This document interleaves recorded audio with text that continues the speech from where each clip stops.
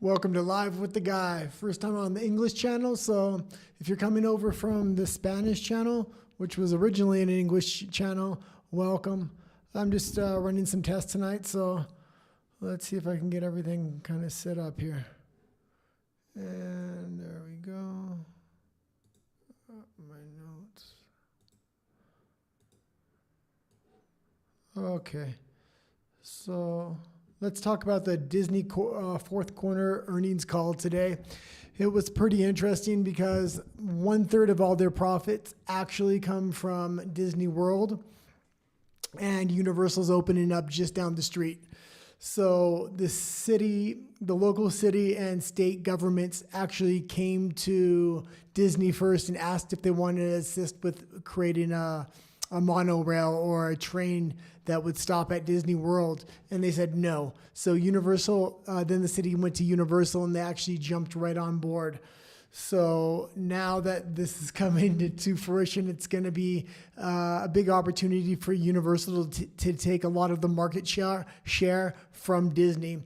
Also, a lot of the projected future earnings from Disney is coming from their streaming service, which they're expecting big profits when they combine ESPN with Disney Plus, because they're going to be able to have children go from Disney Plus into ESPN into sports betting directly from the TV, which with the Trump administration, it might be hard, because I know Nelson Peltz and Elon Musk want to do a hostile takeover of Disney. If the share drops under $50 per share or $80 per share, Nelson Peltz says he'll make another run at Disney.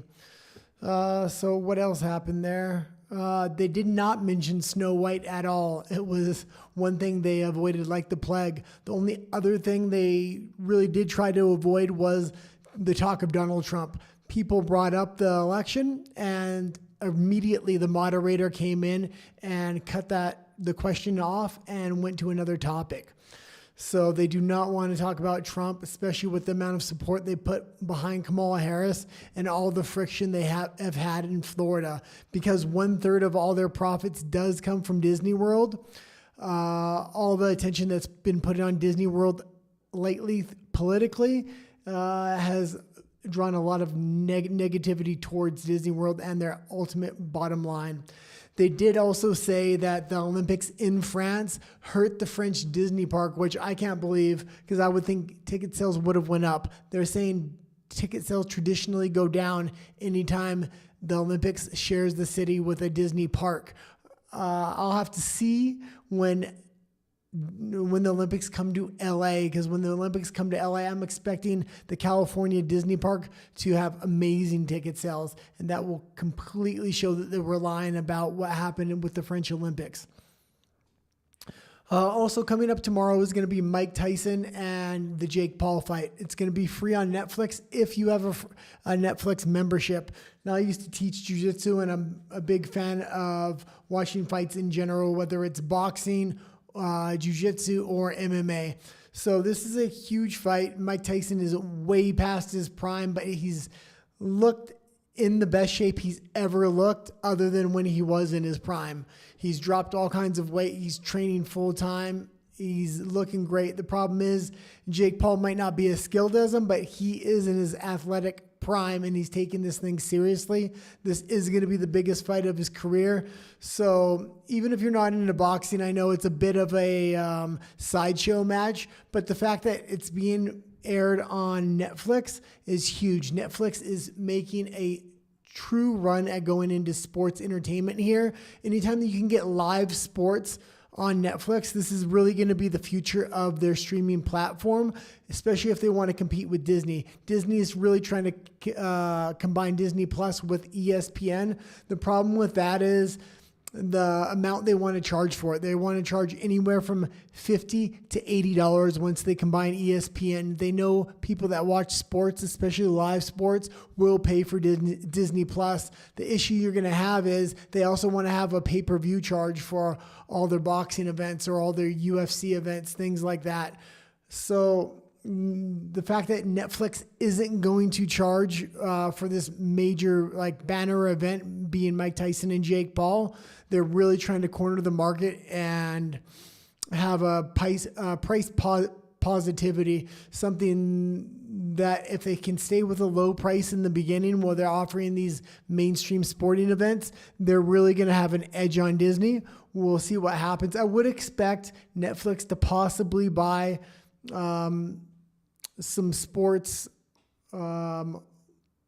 broadcasting rights and things like that in the future to compete with Disney. Whoever corners the market with sports live streaming sports and movies will really put their platform first. Now, what I would like to say is YouTube is not being put into the conversation, and YouTube, if they were put into the analytics of the streaming services, they would dominate. YouTube TV is huge right now. Plus, they get content creators when they first start out, and they develop them, and they grow them bigger and bigger and bigger. Some content creators start small and then go into news broadcasting, such as what we have here. Others go on to make films, things like this. So you really bring brand loyalty and development of grassroots talent. People are used to watching non-polished content on YouTube, which really works out great for them. With Disney or Netflix, they really want polished content. So people aren't willing to watch unpolished content on those platforms. Therefore, they have to develop really high-end, multi-million-dollar TV shows and things like this, where YouTube can just create thousands of content creators and really bring them up that way. Seems like it might be freezing. Okay. And there we go. Also, Matt Gaetz is being spoken of being is the nomination for Trump's AG, which is absolutely fantastic. He's an expert in the field. He's a former lawyer and he's a politician, and he was attacked by the former AG.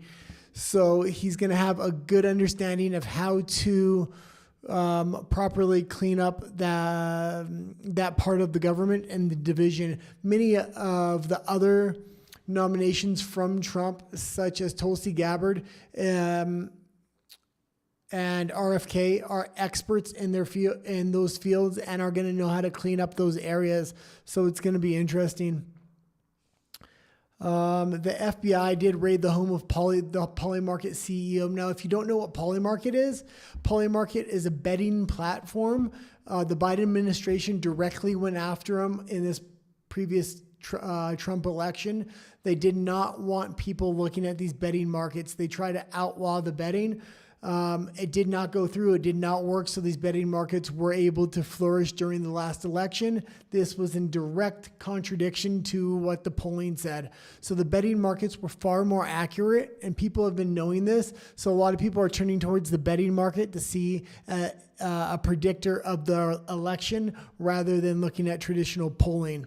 And this is why the Biden administration did not want this to go through. Now, Polymarket called the election for Trump, and the Biden administration really didn't like that. So they're going after him. They raided the home of the Polymarket CEO at 6 a.m. this morning with 28 FBI agents, guns drawn. So that was pretty insane.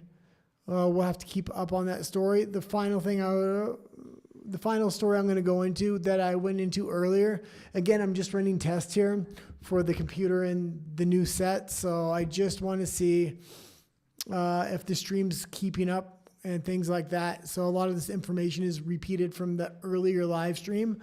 But Viktor Orban is looking like he called every horse right over the last 4 years. And he's in a very good position because he has good relations with Russia, Donald Trump, China, and the EU. Even though the EU treated him incredibly bad, he stayed on good relations with them. He had Russia over here and the global south. He had the EU and the US over here, and he really put the Hungarian people first.